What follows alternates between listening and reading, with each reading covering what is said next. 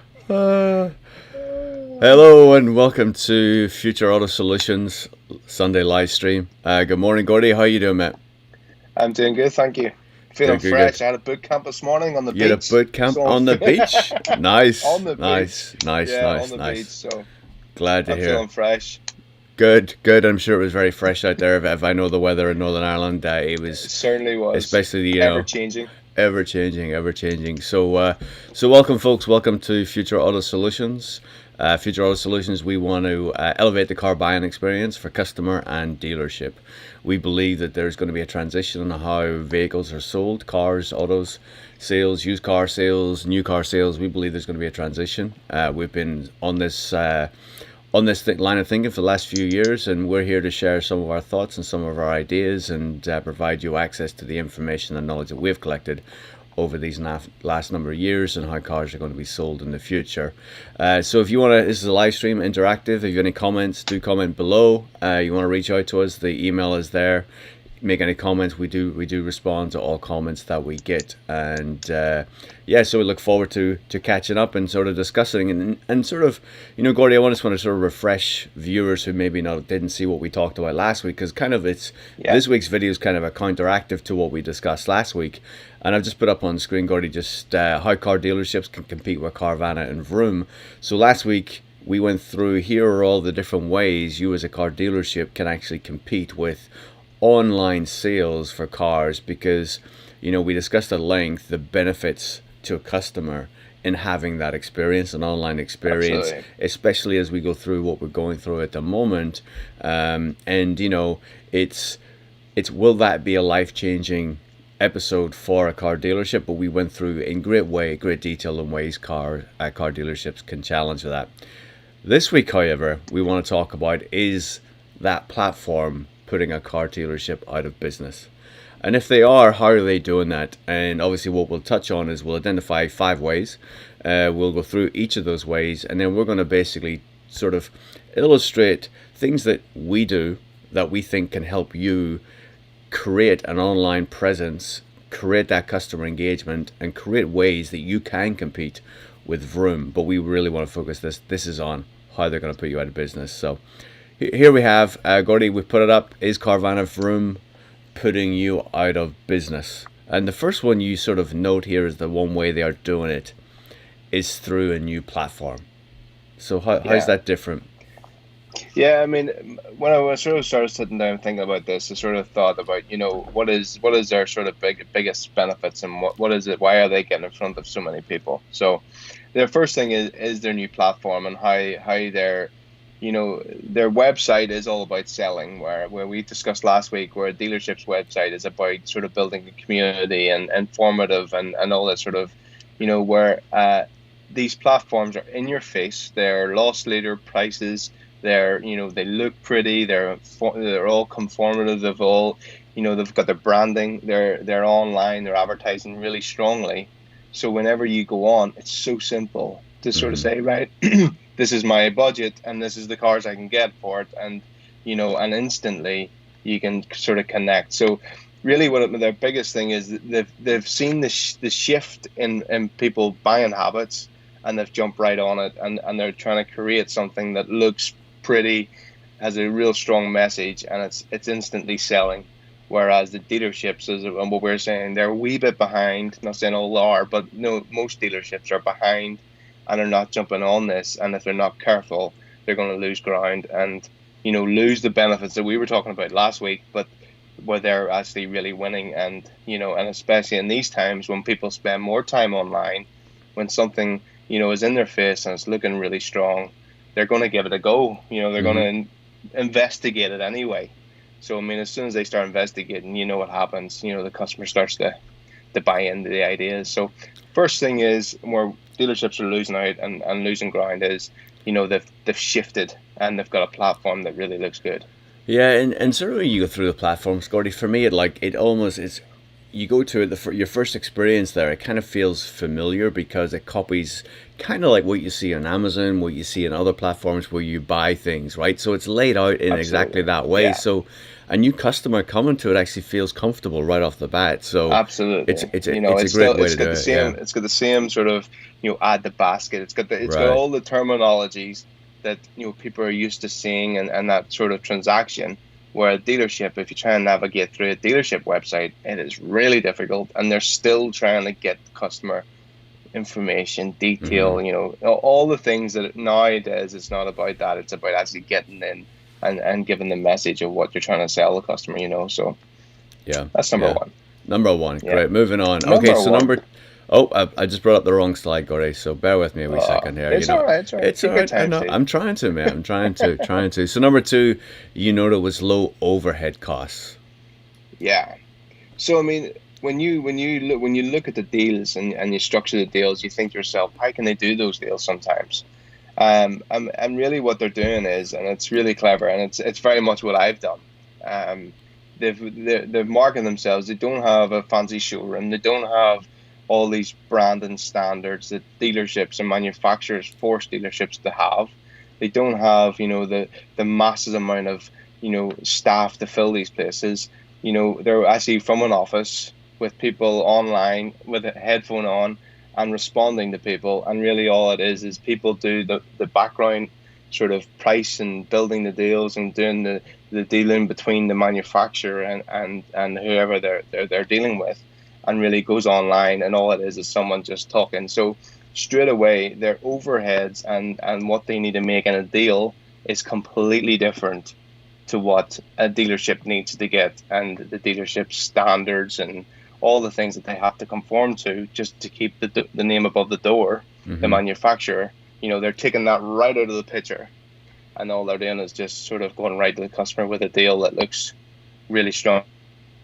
And Yeah. don't get me wrong, the deals that they show when they're on the page aren't always as, but they're really able to put that message out there where the dealership is looking at it and going, how can we compete with this? And that's the problem. Yeah, no, and you're absolutely 100% right. Because if you think about the dealership has their forecourt, they have their main office there, they have huge expense, all those customer salespeople, right? Then they still have on the back end, they got to pick up marketing costs, they got to pick up, the social media costs, they got to pick up all these attributes.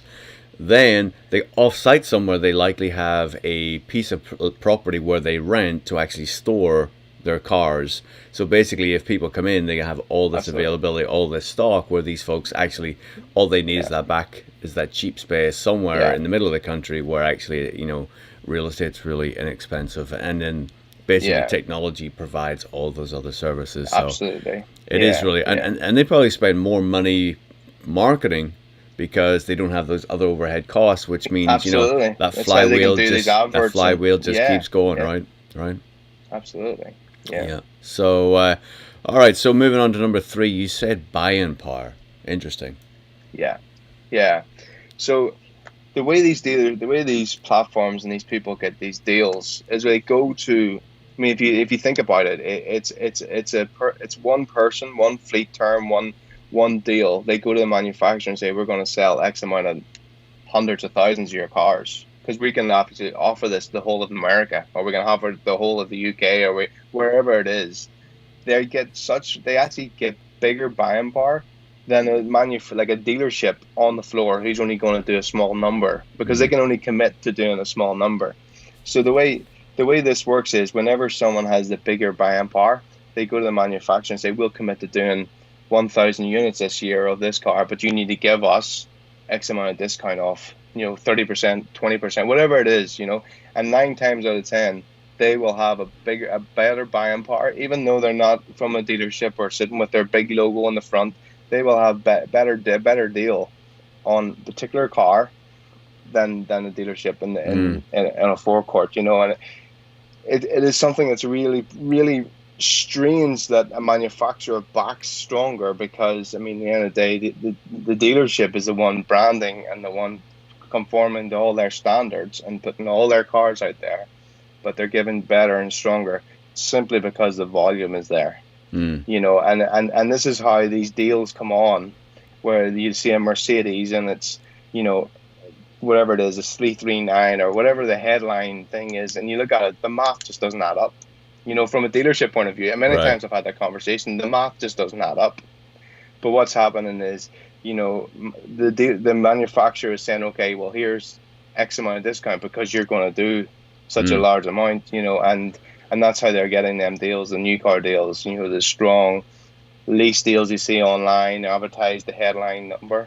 It's just simply because they're buying power. So it's And where the dealership really needs to focus and see what, and have the discussions with the manufacturer and really um, get the deals and think about the deals, whenever you're advertising them, in a certain way, because sometimes you will never achieve what the rental that they're getting at, but it's just about how you actually negotiate and get yourself around that. And if you're not going to be there with that one, you need to have another offer that's actually going to come in behind it and really try and yeah. be strong.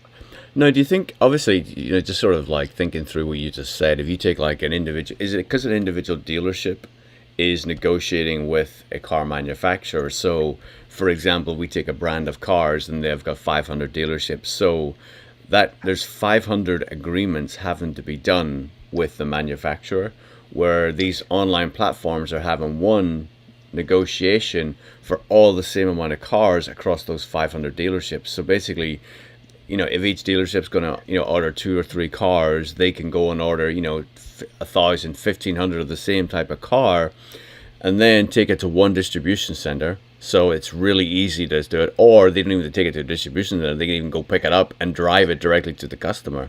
But Yeah. is that what you're talking about? No, the strange thing is these the platforms that we're talking about here, Vroom or whatever, Mm-hmm. all the different ones, they'll actually probably use the dealership closer and supply the car through the dealership, but their deal will be so much stronger than that's all dealership can offer. Mm. It sometimes it makes no sense, but the problem is whenever that platform or they negotiate a fleet term. Mm-hmm. So they would go on a certain brand. So let's take BMW. On a 3 Series BMW, they will be giving a fleet term discount that they get off invoice. So that's what they have as their thing. Whenever they order it through the BMW dealer, whoever it's coming through, close to whoever the person has bought the car, they use their fleet term, and that then clicks in their discount. So that's where they're able to actually offer a stronger discount, even though it's coming through the dealership on the floor, Mm-hmm. close to the person. So, and this is a frustration. I mean, obviously, I'm just saying it from over here, where when I was in my time in the dealerships, when I was a sales manager, that the customer would come in to me and say, "Well, this is what I'm getting," and print it off like an offer from an online. We obviously have nationwide, all the different ones over here Mm-hmm. offering the deals, and we look at it and I put in the computer and it just doesn't work. It doesn't add up, doesn't make sense. But then that's where you're just having to back down and take your small margin, and you have to provide that customer with all the handover facilities and the salesperson doing it and all that sort of stuff. And that's just obviously the challenge. And this is why dealerships really need to step it up and actually really recognize what's happening out there. Mm. Because as you say, Steve, these people are not going away, and they're only going to become more and more platforms opening them up and doing the same idea. Because if you think about it, it works. As you say, the overheads are low, the startup cost is low, and all you're doing is negotiating. And this is on a new car level, and on a used car level, it's slightly different Yeah. because the car is the car. That's just the way it is. Right. But these But leasing deals but they're also making it really easy for you, to actually purchase used cars. Purchase, what I mean is, if I'm selling a used car, they make it really easy for me. So I go in, I put in my VIN number, I put in the mileage, I put in what condition it is, and then they pretty much say to me, okay, I'm going to give you X amount of dollars for that car. Do you want to do the deal? And they'll pay me that if I just accept it. And if they come in and they find that there's anything significantly wrong or different to what absolutely, was described, then absolutely. there's an adjustment. But in essence, it's I can look at other manufacturers. I can take the card, see what the trade-in is. I can actually have a look at this and see what it is. So it's really easy for me to sell my car that route. Then when I Yeah. sell it that right, I'm almost like, oh, okay, so if they're buying it that and I'm getting a decent price, then okay, so well, how do they then buy a car from them? So they create this relationship that we've Yeah. talked about in the past, you know. So they're making it easy and easy, and especially in this environment, you know, who wants to take a car to a dealership, have the car walk through? Because you always feel, no matter what happens, whatever that dealership offers you, you know it's not the right price. You just Yeah. know, Yeah. and if you want to, you know, if you create competition, you can get a higher price from a dealer, but Yeah. fair trade, and you know. And another angle, would you, if you can think about it on that level, I mean, my biggest, what I always told my guys on the floor, and it's just it's a sales process, is that you do not price a used car over the phone. You know, and Mm-hmm. I know what you're saying, and in theory, what you're doing is trying to drive the customer into the showroom to get his car priced. But what you're actually doing there when you're doing that, and especially in these times, you're creating more of, friction rather than making the process so simple. If these people can, we have it over here, we buy any car, and all these different platforms, that Mm-hmm. all you do, and it has adverts on the TV every single day, between the football, between everything, we'll give you your car price in 30 seconds. Yeah. Do you Yeah. know what I mean? And, Yeah. then, and this is the crazy side of it, where whenever someone sends an email into a dealership or phones in the dealership and say, well, listen, do you take trade-ins, or I have a trade-in, you know, here's my reg and my miles. It's like, well, no, sorry, sir, we don't actually do that. Can you come into the showroom? So you're asking the customer, and Mm. especially at the minute, to risk themselves or to feel uncomfortable coming into the whatever way they have to do it, and obviously look at the cars. Now, obviously, I'm not aware that, because I'm out of the dealerships, is has that changed with the the Yeah. COVID and stuff Yeah. like that. But Yeah. it's a shift in mindset, and where this in the past, where dealerships are always trying to get people, and I understand, because you can't, in theory, what you used to say, you can't sell someone a car until they're face to face. But that's no longer Mm-hmm. that's no Mm-hmm. longer Right. the protocol now. So it's again, it's just that is where, and we're talking about here how they're going to win over dealerships. That's a win, Yeah. because someone's getting all the information sitting in their home with their notepad or whatever they're doing, writing it all down. They're getting all their information. They're getting the prices. They're seeing it all on a nice shiny platform on their iPad, which they're used to scrolling through. Mm-hmm. Mm-hmm. And they're winning Yeah. before the customer's actually even sat in a car, or Right. driven it. And you Yeah. have so many in your showroom sitting there shining, but they're sitting in their armchair Right. actually doing all the dealing, and Right. you're Right. actually missing from the loop of the process. So That's right. it's Yeah, no, I was thinking, and as you were just saying that, explaining it all, which was really, really good. It's like I'm thinking, okay, so for me to drive, get out of my chair, get in my car, drive to a dealership, to allow somebody then to go walk around my car and give me a number that I know is not their best offer, right? yeah, And then drive home. The time for me to do that, I can actually go on what, three, four, five, six platforms and get a price for my car. absolutely, And yeah, if I want it, yeah, I can click a button and sell it. So that's the friction that you say, right? The sort of ease, the pain that has been eliminated is really interesting. So yeah. no, that's really And cool, Gordy. I'm not saying that this is my favorite and this is a No, good no, I way. know. No, no, no, I Do you know. understand? No, no, no, no, I What know. I'm saying is, it's there, Yep. and we're losing, because and that's only going to get more, because these platforms are going to become more slick. They're going to become more, because as things redevelop, and new technology comes in, and walking around the car that you're looking at with a camera now, and and send you video of the car, and Mm-hmm. do you know what I mean? There's so many things that are coming, that without, you can, next thing you get a message, thanks for your inquiry, here's a video of your car, and here's a Right. video of, Right. do you know what I mean? And it's just, if you don't get it, and you don't embrace it, and try and adjust with it, that's when things are going to become difficult. Yeah, yeah, yeah. No, there's so many things going through my head there as you say that, because yeah, you're right. It's not that we think that this is the right solution, or we think this is this is the future. This is going to be part of the future.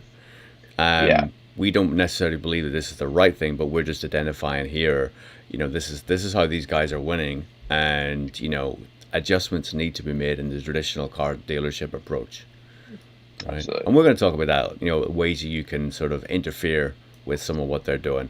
So the last thing, or the fourth thing, Gordy, was their 24/7 online chat, and we've talked about this at length. in Yeah. sort of our processes and the challenges we have had dealing with car dealerships when we've mystery shopped some, when we've done various things like this in the past. We know there are big issues with this. So Yeah. Yeah.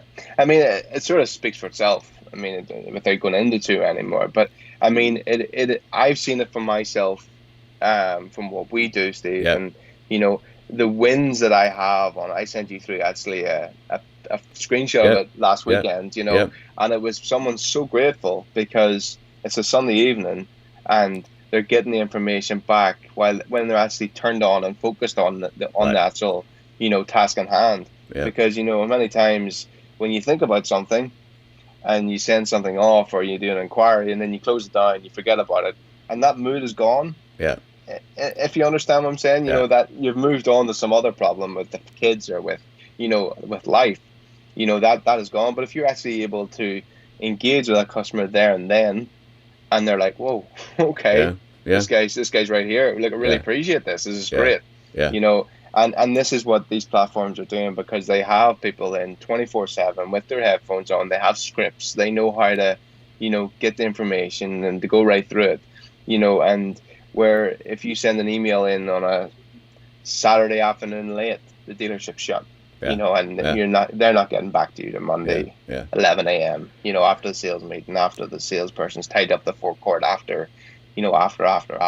yeah. Then they go, oh, I better get down to that because that's Yeah, sitting in my inbox. and so there's a couple of things you said. I just want to sort of pull at the thread a little bit. So one, if someone's reaching out to you on a Sunday evening because they're interested in a car, Yeah, one, to your point, they're in the mood, right? Two, how many people actually reach out on a Sunday evening to buy something that they don't want to buy? They're I know. highly motivated, Yeah, right? yeah, And if you don't respond to them in that moment, like you said, and then you respond to them days later, it then becomes a chore to the person who sent you the message to get back to you.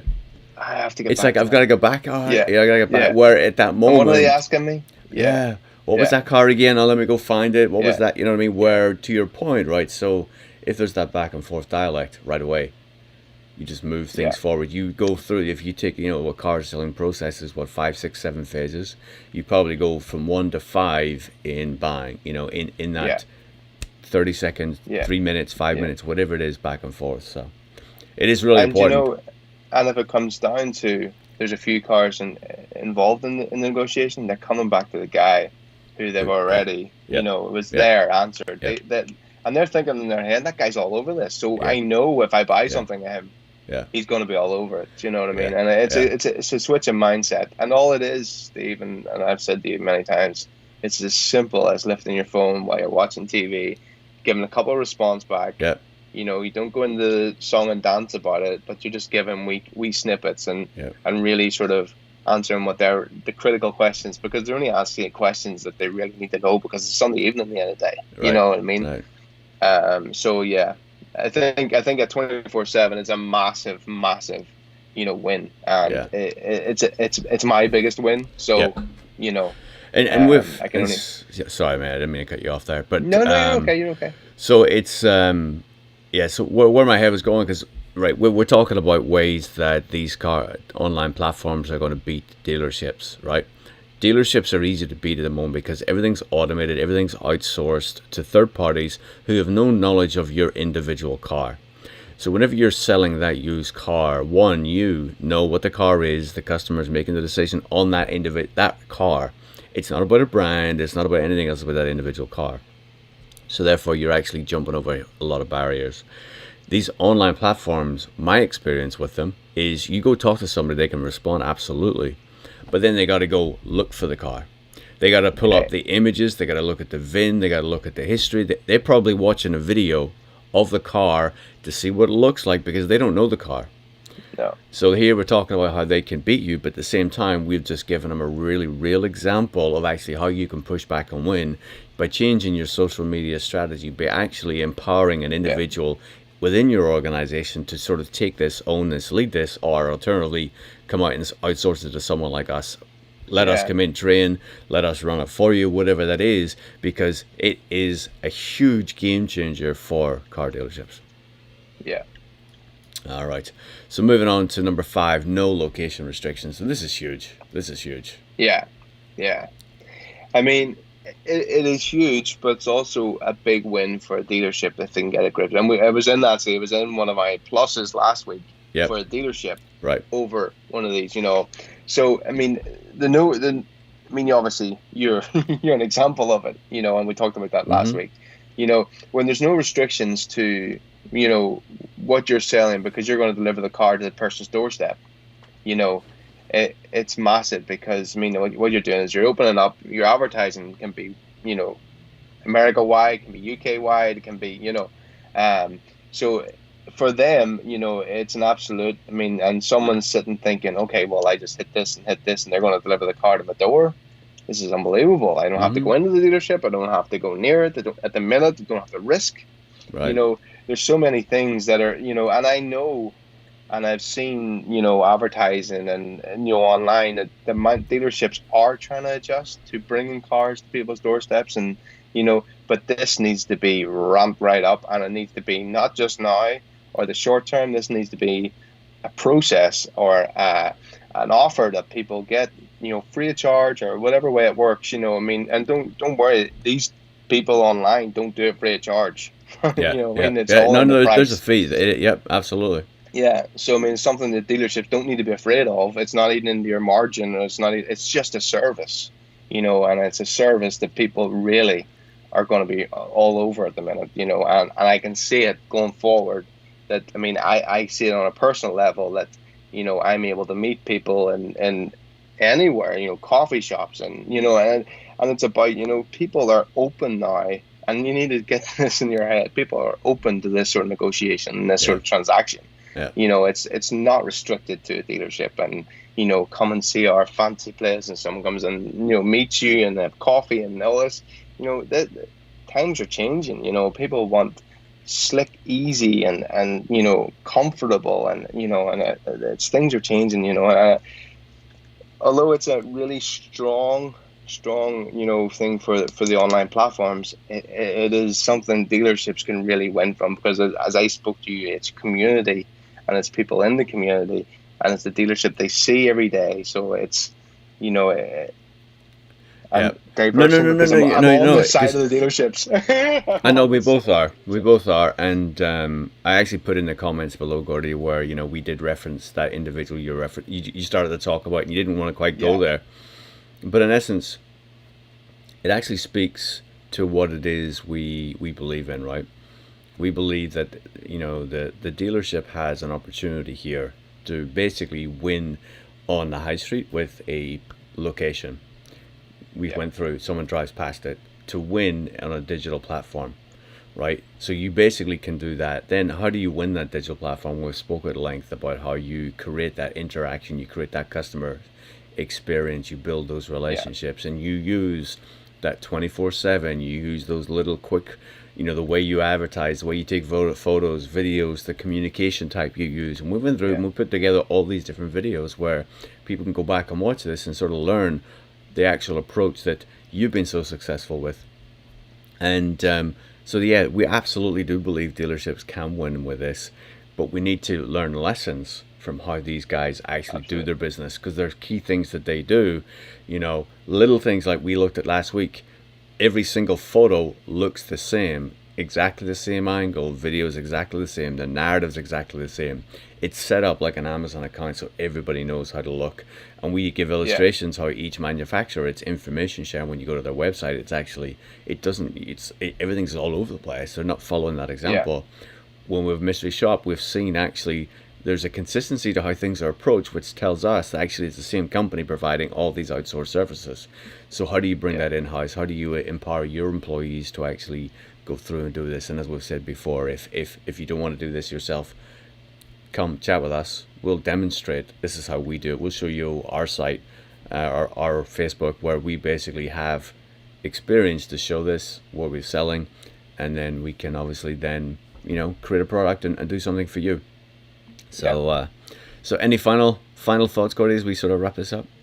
Yeah, no, I think my only final thought is, although these platforms are competition, I think, and what you put so well there, that this is an opportunity to learn. And in Mm-hmm. business, you're always learning from new people, new technologies, people who are thinking outside the box. You can learn and take little samples and little bits. I mean, because then anybody can go on. I mean, you can go on yourself and have a look and see what they're doing. Yeah. You can go on to, obviously, if you connect with us, you can go on our Facebook and see how I do my business day and daily, online, and using this sort of, new way and new 24/7 interaction, and, really have, win. Because what you're doing in the dealerships is not going to go away. Right. I mean, the normal income stream, and yes, obviously at the minute we're feeling falls down, but that will come back. But it's about when that comes back, you've just gained a whole other side of the business where, your bottom line is going to look so much more healthier because you've embraced the change in what's happening at the minute. So, Yeah. yeah, Yeah. Great. Great. Well, Gordy, perfect. appreciate your insights as always. No Great problem. chatting with you, and have a great week. Be well, and we'll chat next week. Thank you so much. Chat All soon, right, mate. kid. Chat soon.